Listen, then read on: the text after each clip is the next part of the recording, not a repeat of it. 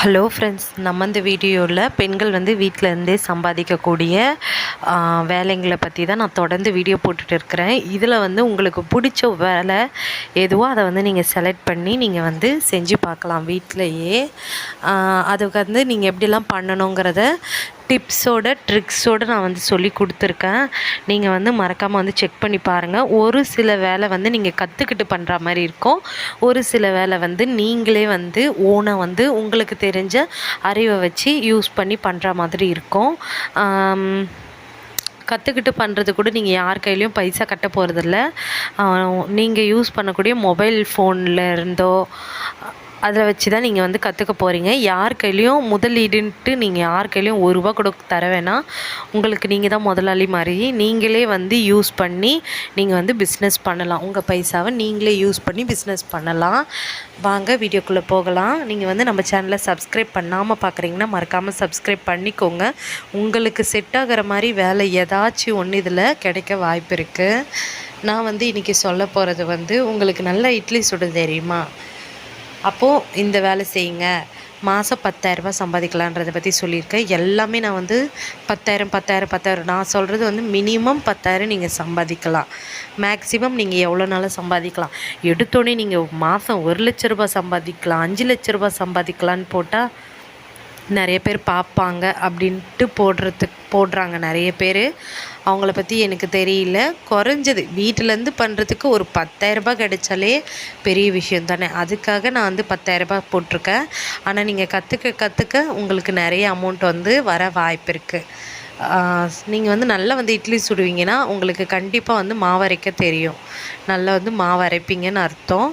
அப்போ நீங்கள் ஒரு மாவு அரைக்கிற மிஷினாக இருக்கட்டும் இல்லை கிரைண்டராக இருக்கட்டும், குழந்தைங்க இருக்காங்கன்னா அந்த கிரைண்டரை தூக்கி மேலே ஏதாவது ஹைட்டான செல்ஃப் மாதிரி ஏதாவது கட்டியிருந்தீங்கன்னா நீங்கள் அதில் மேலே வச்சுட்டு நீங்கள் அரைக்க ஸ்டார்ட் பண்ணிடலாம். குழந்தைங்க கை கெட்டாத அளவுக்கு நீங்கள் பார்த்துக்கணும்.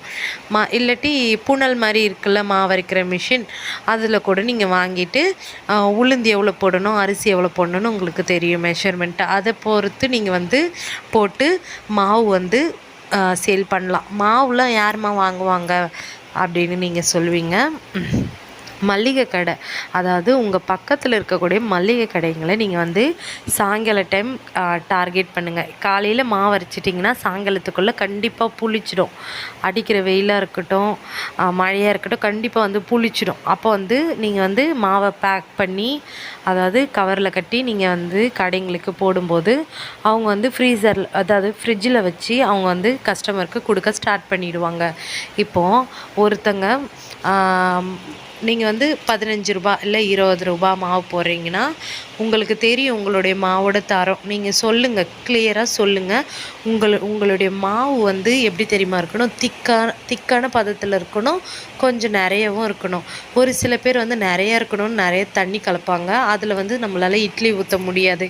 அப்போது நிறைய கம்ப்ளைண்ட் வர வாய்ப்பு இருக்குது. நானுமே கடையில் வாங்கும்போது ஒரு ஆயா சொன்னாங்க, இந்த மாதிரி ஒரே தண்ணியாக இருக்குது, என்னால் இட்லியே ஊற்ற முடியல சொல்கிறாங்க. அந்த மாதிரி கம்ப்ளைண்ட் வரக்கூடாது. கம்ப்ளைண்ட் வந்துச்சுன்னா உங்களுடைய மாவை கடைக்காரங்க வாங்க மாட்டாங்க. அதனால் ஒரு திக்கான பதத்தில் கொடுக்க நீங்கள் ஸ்டார்ட் பண்ணிக்கோங்க. அப்புறம் பார்த்தீங்கன்னா நீங்கள் நல்லா மாவு அரைக்கிறீங்க அப்படின்ற பட்சத்தில் ஹோட்டலில் கூட நீங்கள் காண்டாக்ட் பண்ணிக்கலாம். ஹோட்டல் இருக்குல்ல, உங்கள் வீட்டு பக்கத்தில் நிறைய ஹோட்டல் இருக்கும். அவங்கக்கிட்ட நீங்கள் ஆர்டர் எடுத்துக்கலாம். நான் இவ்வளோ மாவுக்கு இவ்வளோ பைசா ஆகும், நீங்கள் கொடுங்க, நல்லா டேஸ்ட்டாக இருக்கும். இட்லிலாம் கூட நல்லா பஞ்சு போல் இருக்கும். நீங்கள் இட்லி சோடா மாவே யூஸ் பண்ணாமல் நீங்கள் சோடா மாவே யூஸ் பண்ணாமல் நீங்கள் இட்லி சுட்டாலும் நல்லாயிருக்கும். சோடா மாவு யூஸ் பண்ண வேண்டிய அவசியமே இருக்காது. அதே மாதிரி டேஸ்ட் கூட சூப்பராக இருக்கும். அந்த மாதிரிலாம் நீங்கள் சொல்லி அவங்களுக்கு எடுத்து சொல்லி நீங்கள் உங்கள் மாவை சேல் பண்ண முயற்சி பண்ணலாம்.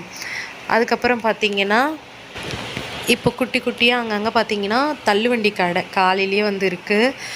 வேலைக்கு அவசரமாக போகிறவங்களாம் தள்ளுவண்டி கடையில் சாப்பிட்டு போயிடறாங்க. அந்த மாதிரி தள்ளுவண்டி கடையிலையும் நீங்கள் கேட்டு பார்க்கலாம். அண்ணா இந்த மாதிரி தரேன், நீங்கள் வாங்கிக்கோங்க அப்படின்னு கேட்கலாம். அப்படி இல்லைன்ற பட்சத்தில் நீங்களே கூட அந்த மாவரைக்கிற மிஷின் ஐயோ வேஸ்ட்டு சரியாக ஓடலை அப்படின்ற பட்சத்தில் நீங்கள் வந்து நீங்களே வந்து ஓனாக வந்து இட்லி ஷாப் கூட நீங்கள் ஓப்பன் பண்ணிவிட்டு சேல் பண்ணலாம். இது மாதிரி நீங்கள் வந்து இட்லி, தோசை இது எல்லாமே வந்து அத்தியாவசியமான பொருள். காலையில் நைட்டு கண்டிப்பாக இட்லி, தோசை இல்லாத ஹோட்டலே கிடையாது.